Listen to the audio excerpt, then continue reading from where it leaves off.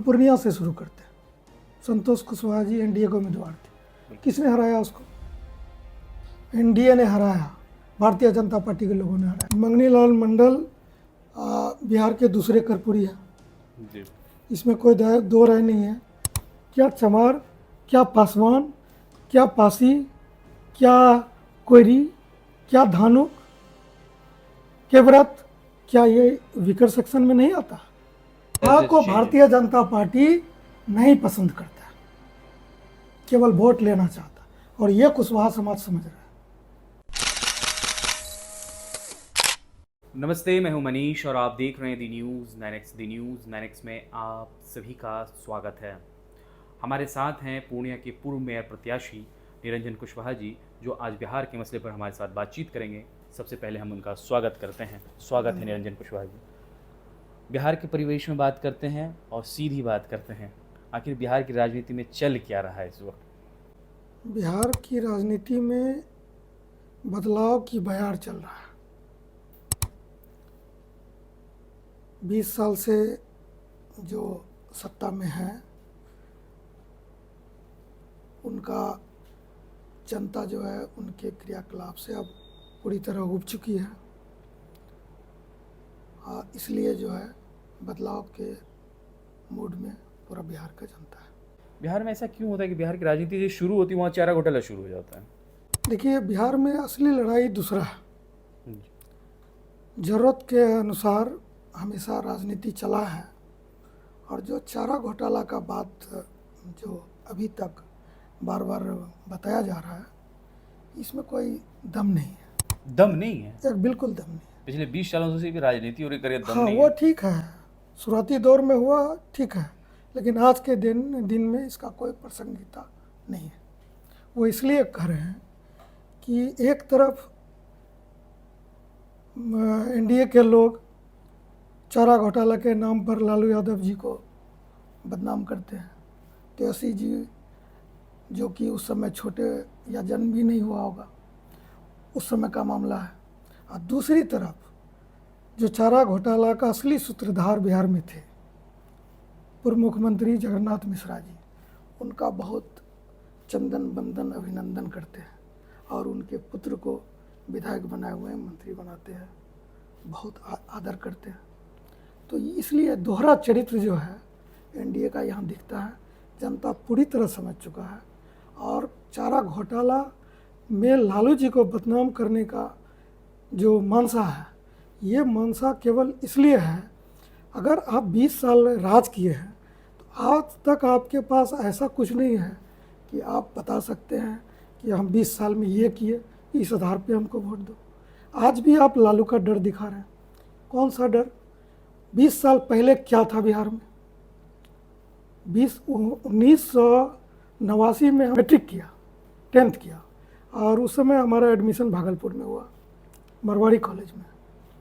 तो उसके बाद दंगा भी हुआ, लेकिन वो कहानी पे हम नहीं जा रहे हैं। हम ये कहना चाहते हैं कि जब हम जाते थे भागलपुर में, जब लॉज में, हॉस्टल में, कॉलेज में जब जाते थे, तो कुछ तबके के उस समय का जो राज था, उस तबके के लोग जो है हम लोगों के साथ क्या दुर्व्यवहार करता था, वो आज तक हम लोग नहीं भूल सकते। और लालू जी 1 साल बाद जाए 1990 में, तो ये बड़ा परिवर्तन इसमें आया। ये बात नहीं भूल सकता है लोग। और जो नया युवक है, जो 20 सालों से 20 साल पहले वोटर बना, 15 साल पहले वोटर बना, वो 20 साल वाला अभी उसका उम्र 40 साल हो गया। उनको तो पता नहीं था कि वो पहले बच्चे थे कि जंगल राज जो बोला जा रहा है बार बार, वो असल में क्या था, उनको ये पता नहीं था। उस समय सामाजिक परिवर्तन का एक लहर था, और जो बाबा साहब भीमराव अम्बेडकर ने जो संविधान में जो बिहार के, देश के जितने भी गरीब गुरुआ हैं, जिनको हमेशा उपेक्षित बनाया गया, जिनको शिक्षा से वंचित रखा गया, उसके लिए कानून तो बाबा साहब बनाए, लेकिन इस देश में, इस बिहार में उसका इम्प्लीमेंट जो है लालू प्रसाद यादव ने किया। और यही चीज़ कुछ लोगों को खटकते रहता है, और इसीलिए जंगल राज, चारा चोर, ये सब का नारा ये लोग दिया करता है। लोग सब जानता है। और जो नहीं जानता था युवा, जो 20 साल पहले से एनडीए को वोट देना शुरू किया, आज उसका उम्र 40 साल हो गया, और 20 साल में उसने क्या पाया आप उससे पूछिए। वो तो कहते हैं सड़कों का जाल है, इंटरनेट है। क्या इससे रोजगार मिल रहा है? क्या इंटरनेट से क्या हो रहा है? फेसबुक, बस एक दूसरे को गाली देना। सड़क बन गया, कौन सा गरीब उस सड़क पे चल सकता है? ठीक है, सड़क बना, इंफ्रास्ट्रक्चर होना चाहिए, क्या उद्योग लगा जिससे गरीब का जो है रोजगार मिले? इस पे कोई काम नहीं हो रहा। सड़क क्या दिखाया जा रहा है? किस गरीब के लिए? बड़ी बड़ी ट्रेन चल रही है, बुलेट ट्रेन की बात हो रही है। कौन सा गरीब जो पहले गरीब रथ था लालू जी के समय में, तो गरीब उसमें यात्रा करते थे। आज कौन सा गरीब जो है राजधानी, या वो बहुत सारा ट्रेन है जो कटिहार से चलता है, मानंदा एक्सप्रेस गरीब के लिए फेमस है, और उसमें भी वो रिजर्वेशन अलाउ नहीं कर में सक्षम नहीं है। तो जनरल कोच में किस तरह भेड़ बकरी की तरह लोड होकर यात्रा करते हैं? यही विकास है क्या? 10% लोगों को फायदा हो रहा है और 90% लोग और नीचे जा रहे हैं। यही है ये राज। और सभी लोग अब समझने लगे। जो युवा 15 साल पहले इनको वोट देना चालू किए, 15 साल में उनका जीवन में कोई परिवर्तन नहीं आया। आज वो भी इनके खिलाफ है। इनको पता नहीं है, जब चुनाव आएगा तो ये पूरी तरह इस बार स्पष्ट हो जाएगा। अच्छा, बिहार की राजनीति में चेंजिंग हुआ है। जगदा बाबू का कार्यकाल खत्म हुआ और मंगनी लाल मंडल जी को लाया गया। मंगनी लाल मंडल बिहार के दूसरे कर्पूरी हैं, जी। इसमें कोई दो राय नहीं है। और अति पिछड़ा समाज से आते हैं। अति पिछड़ा समाज को इस बात से बहुत खुशी हुआ, तसल्ली हुआ, जिस समाज का वोट लगातार एनडीए लेने का काम किया 20 वर्षों तक, उस समाज को कुछ नहीं मिला आज तक। कोई सम्मान नहीं, कोई कुछ नहीं। आज वो मंगनी लाल मंडल जी को देखकर लोग आसान्वित हैं कि हमारे लिए भी आगे कुछ होगा, राजद की सरकार बनेगी, महागठबंधन की सरकार बनेगी। सवाल तो ये बनता है कि सारे कुशवाहा नेता तो एनडीए की तरफ हैं, तो महागठबंधन की तरफ रुख कैसे करेंगे? देखिए, बात आप सही बोल रहे हैं एक तरह से, लेकिन जो नेता हैं, हम पूर्णिया से शुरू करते हैं। संतोष कुशवाहा जी एनडीए के उम्मीदवार थे। किसने हराया उसको? एनडीए ने हराया, भारतीय जनता पार्टी के लोगों ने हराया। वो बोलते भी हैं, कई सभा में बोले भी हैं। उपेंद्र कुशवाहा जी उनका तो चूंकि कई बार बोले हैं। पवन सिंह तो चुनाव लड़ रहे कुशवाहा थे, को चेंज। भारतीय जनता पार्टी नहीं पसंद करता, केवल वोट लेना चाहता। और ये कुशवाहा समाज समझ रहा है। बेवकूफ़ बनाने का प्रयास ना करे, चेहरा दिखा के तुम हराने का काम करते हो। और 1.5 साल के लिए उपेंद्र कुशवाहा जी को राज्यसभा के लिए भेजा गया। क्यों भेजा गया? कि विधानसभा चुनाव हो जाएगा, फिर उपेंद्र कुशवाहा का काम खत्म हो जाएगा। कुशवाहा समाज हर बात समझता है, और ये बीजेपी को गलती में ना रहे। तो आरक्षण पर पिछले कई वर्षों से हालिया चुनाव में चर्चा नहीं हुई है। एक वक्त था जब जंगल राज की बात हुई तो लालू प्रसाद ने मंच पे पटना में कहा था कि मंडल राज का कॉन्सेप्ट है।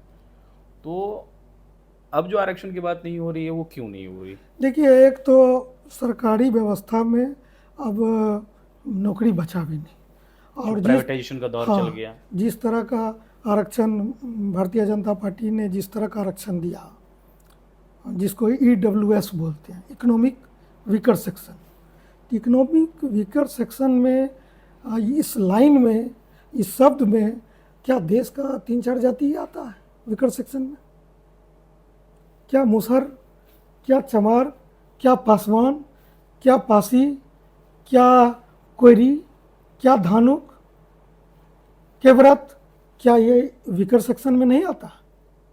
आप वीकर सेक्शन में चिन्हित कर लिया, जिनकी आबादी 10% है, उनको आप 10% वीकर सेक्शन का रिजर्वेशन दे रहे हैं, और इतना से भी मन नहीं भर रहा आपका। आप जो रिजर्वेशन है उसको चोरी भी करते हैं। वो कैसे? जो उत्तर प्रदेश में हुआ। उत्तर प्रदेश में इसी राज्य में जो अभी वर्तमान सरकार चल रहा है, इसी राज्य में बहाली में लंबे स्तर पे घोटाला हुआ। जो ओबीसी को 27% रिजर्वेशन है वो 6% मिला, अब बाकी चोरी हो गया। ये कोर्ट में प्रूफ भी हुआ। इसके लिए उत्तर प्रदेश के ही सरकार में जो माननीय मुख्यमंत्री हैं और उप मुख्यमंत्री हैं, दोनों में नाराज़गी भी हुआ। पूरा देश का जनता जानता है, आप लोग भी जानते हैं। तो आरक्षण का चोरी भारत सरकार भी कर रहा है, लेटरल एंट्री से जो है बहाली करवा रहा। तो ये सारी बात आरक्षण का चोरी ही है। देश में ये हालत है कि मतलब ये 30-40% लोग का बच्चा स्कूल तक नहीं जा पा रहा। आज कई सारे स्थिति ये हुई कि उत्तर प्रदेश में सरकारी स्कूल बंद करने की नौबत है क्योंकि बच्चे पहुंच ही नहीं रहे। पूरे देश का बात है, हम बिहार की बात करते हैं कि गरीबों का, दलितों का बच्चा आज भी स्कूल नहीं पहुंच पा रहा, और आप कहते हैं उसमें टैलेंट नहीं है। स्कूल भी नहीं जा रहा, टैलेंट नहीं है। बाबा साहब को विद्यालय से बाहर, गेट के बाहर रखा जाता था जब वो पढ़ने जाया करते थे। तो उन्होंने अपनी माँ से पूछा कि हमको गेट से बाहर रखा जाता है तो क्यों रखा जाता है? तो माँ बोली कि जो ये जो है नियम बना हुआ है कि दलित जो है वो विद्यालय के अंदर नहीं पढ़ सकता। तो बोला ये कौन सा किताब में लिखा हुआ?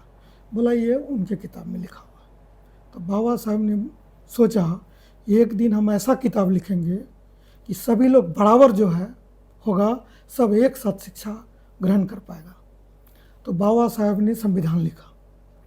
लेकिन आज भी बाबा साहब के नाम पे राजनीति करता है सभी लोग, लेकिन क्या बाबा साहब के लिखे हुए संविधान को लागू कर पाया? क्या गरीबों के लिए राइट टू एजुकेशन है इस देश में? कहाँ एजुकेशन मिल पा रहा है? शिक्षा का व्यापार चल रहा है, व्यापार चल रहा है, यूनिवर्सिटी बन जा रहा है और कुछ नहीं है। एक आदमी यूनिवर्सिटी रजिस्टर्ड कर रहा है और जो वहाँ सारा घोटाला चल रहा है, डिग्रियाँ बिक रहा, और वही लेटरल एंट्री से आ रहा है क्योंकि वो काबिल है, कई डिग्री बांट दिया। इस तरह के लोग, ये पूरा का पूरा घोटाला है। और आज भी भाजपा, खासकर भारतीय जनता पार्टी, मनवाद और सामंतवाद के पोषक। वे तो कहते हैं हम सामाजिक न्याय करते हैं। कहाँ सामाजिक न्याय करते हैं? आप बताइए शिक्षा का क्या स्थिति है? आप आज भी 80 करोड़, आप बोलते हैं कि देश तरक्की कर गया, 80 करोड़ लोगों को आप कहते हैं कि 5 किलो अनाज दे रहे हैं। वो तो इसलिए वो कहते हैं क्योंकि वो आर्थिक रूप से रिजर्वेशन है। उसका तर्क ये है कि वो आर्थिक रूप से रिजर्वेशन दिया गया है, जिन लोगों के पास अर्थ नहीं है उसको कम से कम भोजन आप तो। सीधी बात करिए, आप सीधा बात कर रहे हैं कि 80 करोड़ लोगों को 5 किलो अनाज दे रहे हैं। इसका मतलब है कि आप ही कह रहे हैं कि 80 करोड़ लोग को खाने नहीं पड़ता। तो देश कहाँ का तरक्की कर रहा? कहाँ कर रहा है? एक व्यक्ति के बेटे के शादी में हजारों करोड़ रुपया खर्च होता है, और एक व्यक्ति के बच्चे के शादी करने के लिए उनके पास जो साधारण प्रक्रिया है वो भी पैसा नहीं है उनके पास। ये तरक्की कर रहा है देश। विश्वगुरु की बात करते हैं, ऐसा विश्वगुरु बनिएगा। बहुत बहुत शुक्रिया। बहरहाल दर्शकों, आपको हमारा इंटरव्यू कैसा लगा, आप अपनी राय हमारे कमेंट बॉक्स में जरूर दें।